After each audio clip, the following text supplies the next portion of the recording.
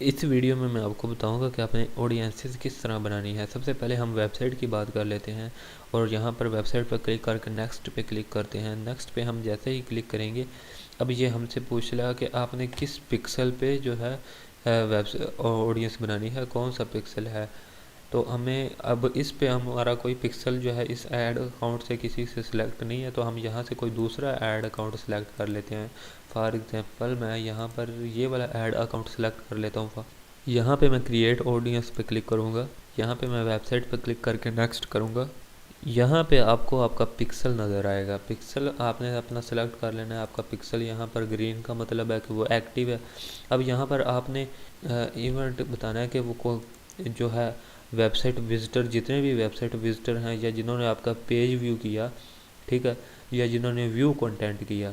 अब जो page view है, उन्होंने वेबसाइट का कोई भी पेज व्यू किया हो, वो पेज व्यू होता है। व्यू कंटेंट का मतलब है कि जिस आपने पेज पर उनको लैंड करवाया, उसका उसका कंटेंट उन्होंने व्यू किया। ठीक हो गया। तो ये है, इसमें थोड़ा फ़र्क है।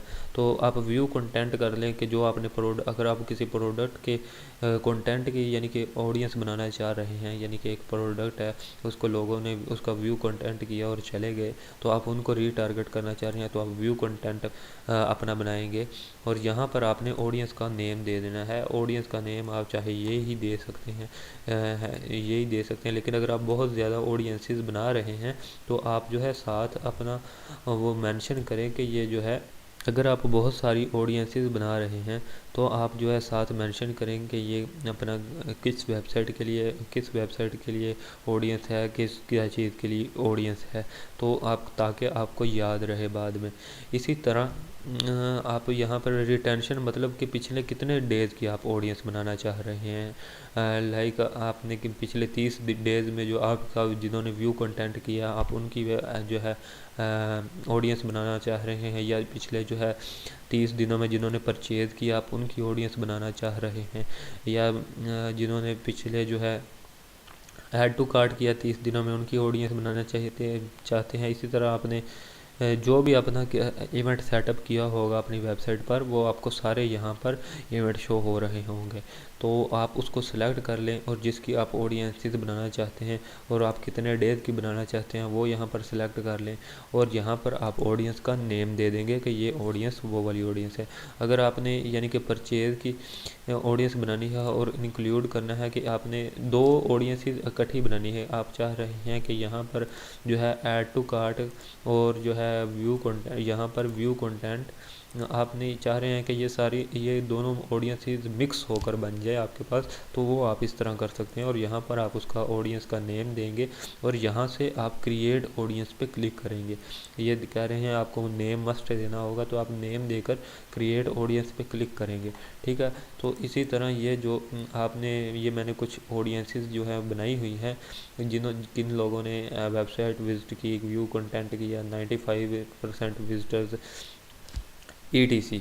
अब आप इन ऑडियंसेस को जो है रीटारगेट किस तरह करते हैं, वो भी हम देखते हैं। उसके अलावा हम जो है अब थोड़ी दूसरी ऑडियंसेस देख लेते हैं। ये सारी जब आप प्रैक्टिस करेंगे ना, इसकी प्रैक्टिस ज़रूर करें और सब ऑडियंसेस को बनाना शुरू करें। अब यहाँ पर आप जो है दूसरी हम कस्टमर लिस्ट की देख लेते हैं, नेक्स्ट करते हैं। और यहाँ पर हमने कस्टमर लिस्ट अपनी अपलोड करनी होती है। और जो हमारे पास ऑलरेडी हमारे कस्टमर्स होते हैं, हमसे कोई चीज़ उन्होंने बाय की होती है और हम फेसबुक पर उनको रीटारगेट करना चाहते हैं, तो हम उनको यहाँ पर उनको रीटारगेट कर सकते हैं। यहाँ से हम डाउनलोड एक टेम्पलेट फाइल करते हैं और इस टेम्पलेट फाइल में ये उसी तरह ही है जिस तरह मैंने आपको जो ऑफलाइन इवेंट्स में बताया था कि आपके पास अपने कस्टमर का जिस चीज़ का डाटा है, आप उस चीज़ को अपने पास रख लें। और अगर जो डाटा उसका आपके पास नहीं है, उसको आप यहाँ से डिलीट करते जाएं। इसी तरह आपका उसका ईमेल, फ़ोन नंबर, अगर आपके पास उसके 3 फ़ोन नंबर हैं, तो आप तीनों फ़ोन नंबर दे दें।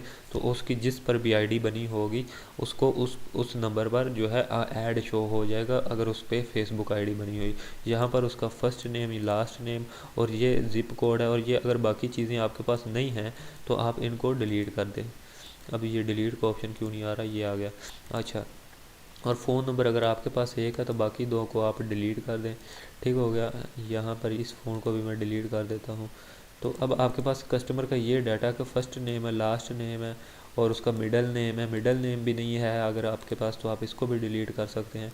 और इसको इस कस्टमर लिस्ट को यहाँ पर आप अपलोड कर देंगे। यहाँ पर आप इसको यानी कि अपलोड करेंगे। सबसे पहले आप यहाँ पर सिलेक्ट करेंगे कि आपने यानी कि यहाँ पर डाटा किस तरह लेकर आना है। प्रीपेयर लिस्ट, तो हमने लिस्ट प्रीपेयर कर ली। अब हम जाएंगे नेक्स्ट पे क्लिक करेंगे और हमारी लिस्ट प्रीपेयर होगी। अब यहाँ पर हमसे पूछ रहा है does your list include a column for customer value, तो हम यहाँ पे कहेंगे नहीं क्योंकि हमारे पास वैल्यू का कोई नहीं है। तो हम नेक्स्ट पे जाएंगे और यहाँ पर हमने इस ऑडियंस का नेम दे देना है कस्टमर ऑडियंस का। ठीक है। यहाँ पर जो है ऑडियंस का हम नेम देंगे कि इसका नेम है जो हमें customer list of physical store, like हमारे फिज़िकल स्टोर से लोग आकर चीज़ें बाय कर रहे हैं तो हम उसका यहाँ पर देंगे। और यहाँ पर हम जो है CSV ही अपलोड करेंगे। यहाँ से आप दोबारा जो है टेम्पलेट डाउनलोड कर सकते हैं और यहाँ पर हम उसको अपलोड कर देंगे जो हमारे कस्टमर का हमारे पास डाटा मौजूद है। अपलोड फाइल पर हम क्लिक करके यहाँ से हम जाएंगे डाउनलोड में और यहाँ पे अगर हमें जहाँ पे भी वो डाउनलोड फाइल आई है हमारे पास, यहाँ पे जब हमारे पास डाउनलोड फाइल आई है तो हम उसको यहाँ पर अपलोड कर देंगे। ठीक हो गया। यहाँ पर जब अपलोड करेंगे और फिर हमने इसको नेक्स्ट पे क्लिक करना, नेक्स्ट पे चले जाना है। यहाँ पर आप डिस्क्रिप्शन देना चाहते हैं तो दे सकते हैं। यहाँ पर जो है आपके वो यूज़र का डिफरेंट यूज़र्स का यहाँ पर डाटा शो हो जाएगा। यहाँ पर ये ईमेल्स आ गई और ये तकरीबन डाटा आपका यहाँ पर आ जाएगा आपके यूज़र्स का, age, gender, date of birth, country. तो जो चीज़ें हमने दी हुई हैं फेसबुक को वो आपकी यहाँ पर नज़र आ जाएंगी। इसके बाद आप यहाँ पर अपलोडिंग होनी स्टार्ट होगी। ठीक है। इसके बाद आप जो है कंफर्मेशन करेंगे। कंफर्मेशन करने के बाद जो है आप यहाँ पर इसको डन कर देंगे। कंफर्मेशन ये हम जो है हमारी ऑडियंस कस्टमर लिस्ट वाली बन गई। अब हम इसको डन कर देंगे। तो ये हमारी एक कस्टमर लिस्ट वाली ऑडियंस बन गई। उसका नेम बाद में चेंज करना था लेकिन मैंने पहले चेंज कर लिया तो वो इस वजह से हुआ नहीं। इसी तरह अगर हम दूसरी ऑडियंस बनाना चाहें, कस्टम ऑडियंस कोई और बनाना चाहें लाइक ऐप एक्टिविटी, तो हम जो है डेवलपर अगर हमारे पास हो और वो प्रॉपरली हमारी ऐप में इवेंट सेटअप करवा करे तो फिर हम ऐप की एक्टिविटीज़ को ट्रैक कर सकते हैं ना। लेकिन मैंने कभी ऐप में ना कोई एक्टिविटी ट्रैक की है। तो वैसे इस पे हम क्लिक करके चेक कर लेते हैं कि हमें क्या ऑप्शंस मिलते हैं। तो यहाँ पर हमें ये सोर्स बताएगा। पहले हमें यहाँ पर सोर्स देना है कि हमारी कोई ऐप होगी तो हम उसको ही यहाँ पर सोर्स बताएंगे और उस ऑडियंस का नेम देंगे यहाँ पर। तो फिर हम यहाँ पर क्रिएट ऑडियंस कर सकेंगे। लेकिन हमारी ऐप वगैरह कोई नहीं है तो हम इसकी एग्जांपल भी नहीं यहाँ पर देख सकते।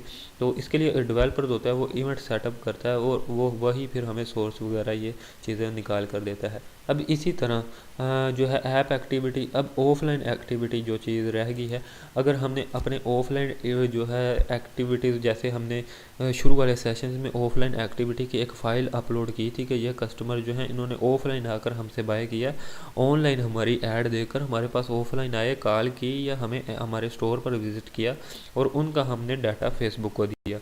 तो हम उनको रीटारगेट करना चाहते हैं, उनकी ऑडियंस बनाना चाहते हैं तो हम नेक्स्ट पे क्लिक करेंगे और यहाँ पर हमें सिलेक्ट करनी होगी अपनी जो ऑफलाइन ऑडियंस है। तो यहाँ पर हमें अगर देखें तो हमें शायद मिल जाए वही ऑडियंस जो हमने वहाँ पर सिलेक्ट की थी। Initiate, find location, donate, customise, people who interacted offline include. यहाँ पर ये हम करेंगे, यही सिलेक्ट करेंगे कि पीपल जो जिन्होंने हमसे ऑफलाइन इंटरेक्ट किया, क्योंकि ऑडियंस तो हम उनकी ऑलरेडी बना चुके हैं। फेसबुक को पता है, फेसबुक के पास पड़ी हुई है ऑडियंस जो हमने बनाई थी वहाँ पे। तो अब हम जो वो हमने ऑडियंस बनाकर फेसबुक में अपलोड की थी कि इन लोगों ने हमारे साथ ऑफलाइन इंटरेक्ट किया है। तो अब फेसबुक के पास उन लोगों का डाटा है जिन्होंने हमारे साथ ऑफलाइन जो है हमारे से एक्टिविटी की है, चीज़ें बाय की हैं, उनका डाटा हमने फेसबुक पे बुक पे अपलोड किया था। तो अब हम यहाँ से उनको ही रीटारगेट कर सकते हैं। यहाँ पे आप पिछले कितने डेज की एक्टिविटी जिन्होंने की हो उनको टारगेट करना चाहते हैं तो ये, और यहाँ पे आप जो है उसका नेम ऑडियंस का नेम बता सकते हैं कि ये ऑफलाइन ऑडियंस है, लाइक जिन्होंने ऑफलाइन हमसे कोई चीज़ बाय की थी तो ये वो वाली ऑडियंस है।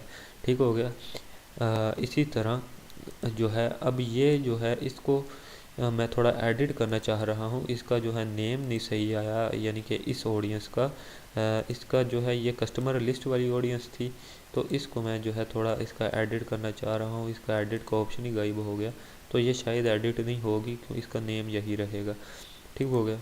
यहाँ पर एडिट का ऑप्शन मुझे नज़र आया था। चलें खैर, अब मैं अगर मैं अब कस्टम ऑडियंस किसी और की बनाना चाहता हूँ, अब यहाँ पर हमें कैटलॉग की ऑडियंस यहाँ पर बनाने की ज़रूरत नहीं। इसको मैं नेक्स्ट आपको बताऊँगा कि इसके ज़रिए हम किस तरह रीटारगेट कर सकते हैं।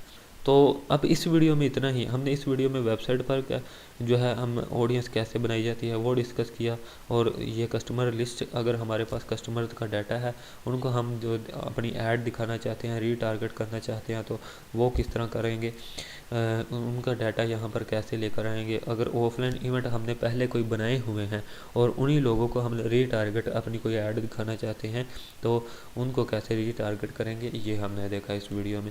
अब रीटारगेट कैसे करेंगे, उसकी ऑडियंस कैसे बनाएंगे, ये हमने इस वीडियो में देखा।